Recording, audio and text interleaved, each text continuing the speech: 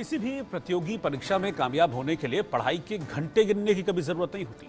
लक्ष्य के मुताबिक पढ़ाई करने की जरूरत होती है। लक्ष्य से ही पढ़ाई के घंटे तय होते हैं और ये साबित किया दिल्ली की हर्षिता ने। हर्षिता शर्मा ने सेल्फ स्टडी से यूपीएससी में 214वीं रैंक हासिल की है। यूपीएससी की तैयारी कर रहे बाकी स्टूडेंट्स को हर्षिता ने क्या सलाह दी है, ये जरूर आपको सुनना चाहिए। बीते दिनों यूपीएससी ने अपना रिजल्ट घोषित कर दिया है। इसके बाद जो है एक लहर जो होती है खुशी की वो दौड़ गई है। ऐसे में एक सवाल ये उठता है कि क्या बिना कोचिंग के आप यूपीएससी क्वालिफाई कर सकते हैं? तो इसका उत्तर हर्षिता देंगी, क्योंकि हर्षिता ने बिना किसी कोचिंग के और बिना किसी अन्य दूसरे सहारा के कम खर्चों में यूपीएससी क्वालिफाई किया है और बहुत ही अच्छा रैंक इनको आया है। हम हर्षिता से बात करते हैं। हर्षिता, कैसे तैयारी होनी चाहिए ताकि लोगों को ये जो एक हवा बना हुआ है कि बहुत खर्च लगता है, ये कैसे कंट्रोल हो? जी, मुझे लगता है कि सबसे पहले जो है आपका जो फाउंडेशन है, जो स्कूल में ही तय हो जाता है एनसीईआरटी बुक्स के थ्रू, वो स्ट्रॉन्ग होना चाहिए। तो अगर आपने ये सोच रखा है कि आपको सिविल सर्विस की प्रिपरेशन करनी है, तो आपकी जो स्कूल का जो कंसेप्ट है वो स्ट्रॉन्ग होना चाहिए। एनसीईआरटी बुक्स को आप अच्छे से पढ़िए, क्योंकि सिविल सर्विस के जो प्रीलिम्स एंड इनफैक्ट मेंस के जो क्वेश्चंस होते हैं वो एनसीईआरटी से डील हो जाते हैं आपके। दूसरी चीज़ ये है कि आपके पास बहुत और भी सोर्सेज हैं जो कि फ्रीली अवेलेबल हैं, जैसे कि यूट्यूब की कुछ क्लासेस हैं और कुछ फ्री पीडीएफ्स मिलती हैं करंट अफेयर्स की।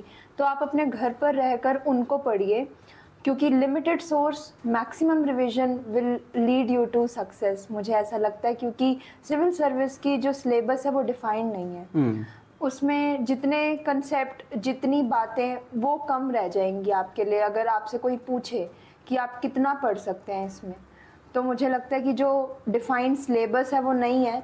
तो जो एक पैटर्न सेट कर रखा है यूपीएससी ने, आप उस सिलेबस को देखिए, क्वेश्चन पेपर्स को देखिए और वहाँ से आप डिसाइड कीजिए कि ये सब चीज़ें किन बुक्स से कवर हो सकती हैं और फिर उन्हीं बुक्स को रिगरसली पढ़िए। तो वो आपको क्या करेगा कि आपके कंसेप्ट क्लियर करने के साथ साथ आपको कॉन्फिडेंस प्रोवाइड करेगा।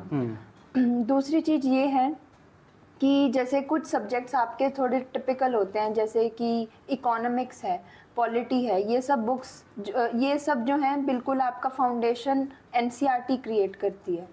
तो NCERT is the source. I would again say these are the school books that are preparing your foundation. बाकी सब चीज़ें बाद में आती हैं।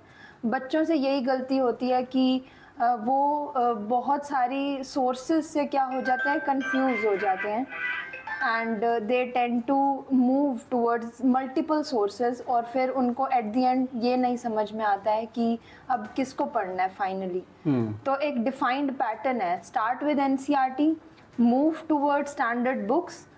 वो बुक्स सबको मालूम है, सारे टॉपर्स बताते हैं। हिस्ट्री के लिए स्पेक्ट्रम है, पॉलिटी के लिए लक्ष्मीकांत है, आप उनको पढ़िए। और करंट अफेयर की एक मैगज़ीन ले लीजिए और उसी को कंसिस्टेंटली करिए। जैसे मैंने विजन की मैगज़ीन को कंसिस्टेंटली पढ़ा था अपने करंट अफेयर कवर करने के लिए। रही बात न्यूज़ की, तो मैंने द हिंदू और इंडियन एक्सप्रेस को फॉलो किया था। सो ये दोनों न्यूज़पेपर्स, ये क्या है कि आपको पूरा एकदम क्लैरिटी दे देंगी कंसेप्ट का।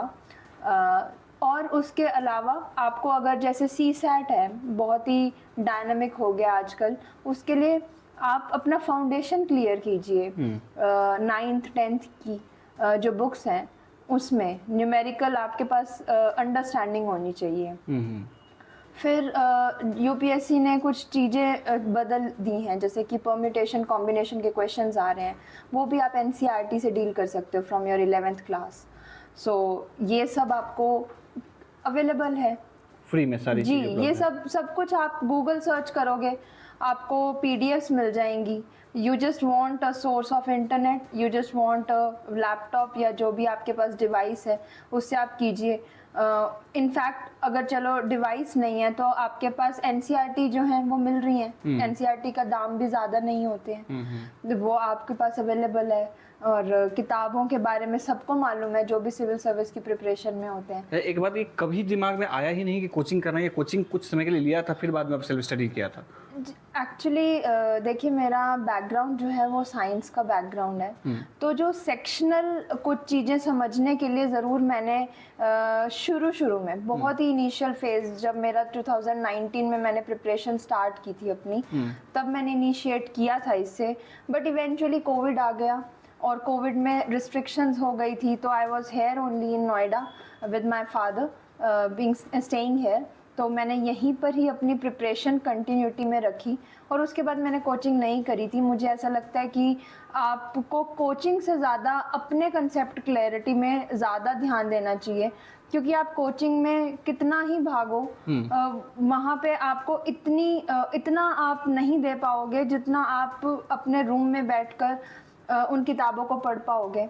और जो एक इंटेलेक्चुअल मैच्योरिटी चाहिए वो मुझे लगता है सिविल सर्विस की जो एस्पिरेंट्स होते हैं उनके पास होती है, क्योंकि वो ग्रेजुएट्स होते हैं एंड जो समझना उनको पता है कि समझना कैसे है। तो एक बेस क्रिएट होने के बाद मुझे लगता है आप खुद से तैयारी कर सकते हो। टाइम भी वेस्ट होता है, टाइम ज़्यादा लगता है। जैसे अगर मैं नोएडा में हूँ तो मुझे दिल्ली जाने के लिए, करोल बाग जाने के लिए अप्रॉक्सीमेटली 1 आवर जाने का और 1 आवर आने का लगेगा। तो इस दौरान मैं अपनी पढ़ाई कर सकती हूँ अपने घर में रहकर। तो आप सुन रहे थे हर्षिता जी को, और हर्षिता ने बहुत अच्छा किया है, बिना किसी कोचिंग में गए यूट्यूब और जो 2 साल का जो कोरोना का समय रहा उसका बहुत ही अच्छा यूटिलाइज किया और बहुत ही अच्छा एक यूपीएससी में स्पेस बनाया है अपना, और आईएएस बनी है। और इस तरह की तमाम खबरों के लिए आप बने रहिए इंडियन न्यूज़ के साथ में।